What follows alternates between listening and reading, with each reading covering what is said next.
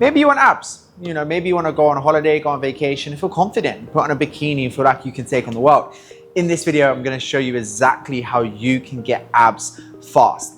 My name's Reece Hallard. I've coached over 1,500 women to get lean, toned, and defined, and finally reveal the abs they so desperately have wanted for years and years and years. And it's not the way most people think. Most people think abs are made in a kitchen. Wrong. Abs are like every other muscle. They're made in a gym.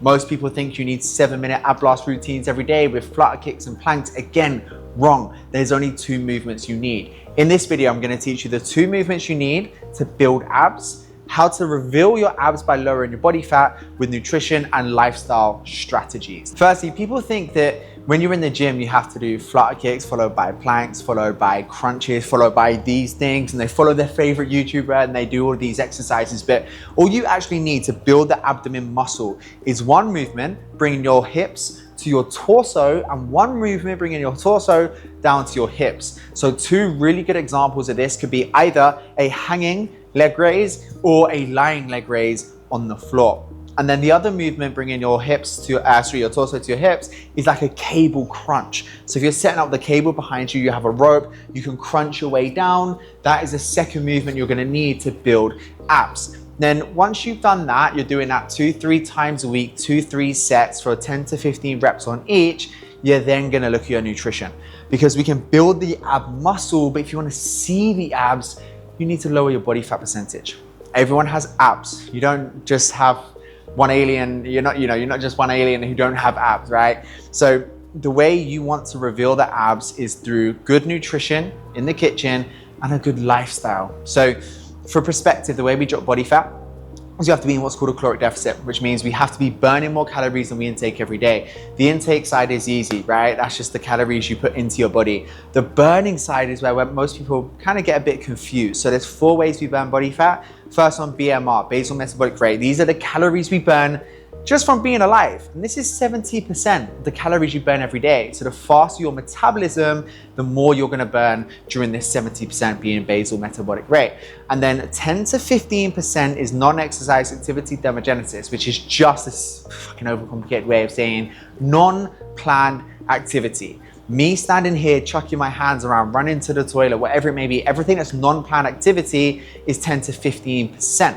Then we have an extra 10%, which is TEF, which is thermic effect of food, aka the calories you burn through digestion. So a high protein diet maximizes this. Then the last 5 to 10% is EAT, exercise activity thermogenesis, which is just the calories you burn through planned exercise, i.e. going to the gym. Now we know this, and we know that we need to be having more calories burnt in this side than we intake. We can be a bit more methodical with our decision making. So when you're looking at your calories, I would just take, for easy calculation, again, generically, I would take your body weight in pounds times 10. So if I weigh 180 pounds, I would have 1,800 calories. I would have 0.7 to 1 gram of protein per pound of body weight. For me, I'd have approximately maybe 150 to 180 grams of protein a day. I would have 0.4 gram per pound of body weight in fats. Quick maths, around 70 odd grams. And I'll fill the remainder of my calories with carbohydrates. That's gonna be my strategy for my macros and my calories. Now, when you know this, I would track my calories through my fitness bar. It's just gonna give me a good understanding if I'm hitting my targets, if I need to make any adjustments. It just creates food awareness and food education. When you have both of those, you can be, again, more methodical, right?